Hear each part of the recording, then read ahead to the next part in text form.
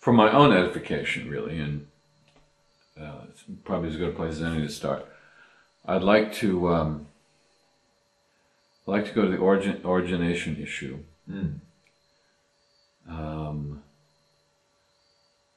Because the idea that it's veiled Mayavad or subtle Mayavad or kind of covert Mayavad is, I think, is a unique insight that you have. I don't know if other people are saying it. I think other people are kind of making the point that, well, it's not what Prabhupada said.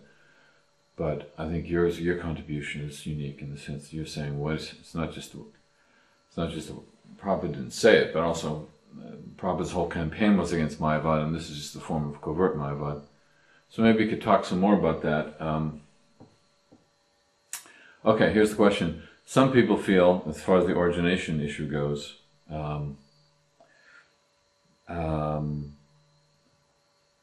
okay, maybe we were in the spiritual war with Krishna. Maybe we weren't.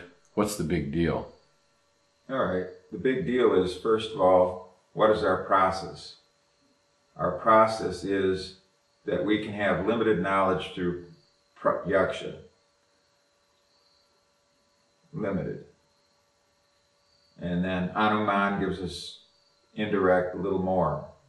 But through these pratyaksha and Anuman, we can't get absolute knowledge about what is the actual reality, because the senses are limited to the unreality, to the relative, which is a type of reality but isn't really called reality, it's a set.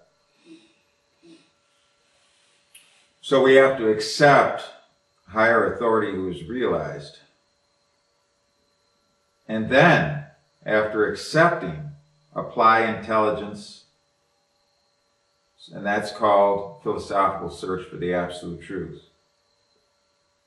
The contradictions that flow into the mind upon hearing, because you can't put it all together. It's a colossal jigsaw puzzle with millions of pieces. So you receive some knowledge, you put a little part of the puzzle together. That's laudable.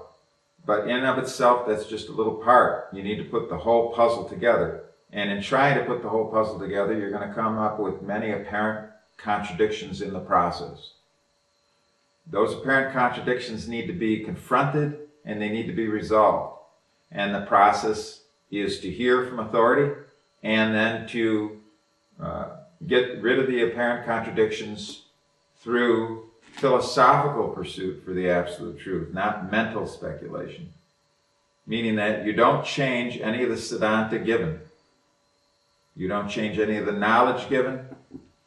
But in order to understand how it fits into the whole puzzle and where it fits and how important it is, all the pieces are important, but just like when you put together a puzzle, some of the blue sky where the piece is just flat out blue sky versus where it's part of somebody's eye and an eye, but they're more important that for the actual whole puzzle. But the sky, you need to get that too.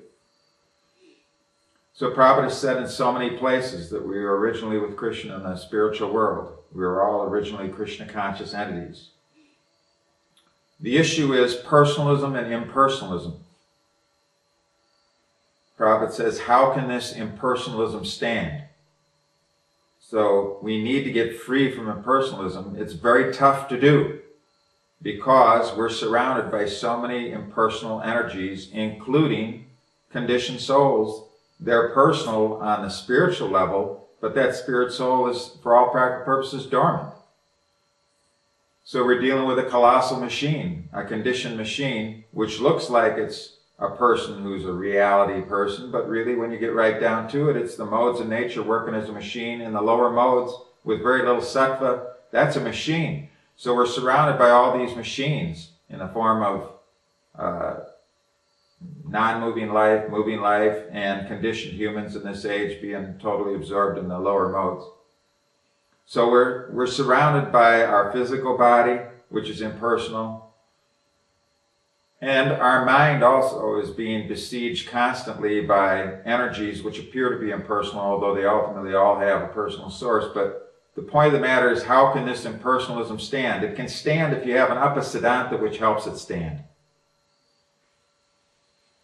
And the upasiddhanta that we were not originally with Krishna in a sambandha, in a relationship, in the spiritual sky, will promote impersonalism, because the goal then, how can you return to Krishna when you're not responsible for having come down here in the first place? Oh, Krishna created me, I accept. Fine, you accept. But Krishna created you as a conditioned soul, and he put you into a suffering position. You never had your active rasa with him. You never had an active relationship with him.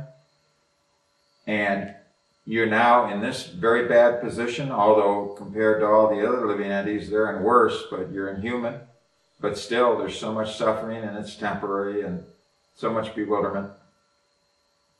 And how can anybody in that situation, if they cannot see how they misused their free will and came down to the material world having misused it, how can anybody get free subtly, subconsciously even, from the resentment that, why was this done to me? I'm not responsible for this, because I never was in the spiritual world to misuse my free will there to be sent into this. I was created like this with an innate desire to return to something that I was never at. So where does this return come from? Where does this back to Godhead come from? This must just be some kind of encouragement, but it isn't the reality, because I wasn't there. These kind of thoughts lead to impersonalism, because you're not personally responsible then.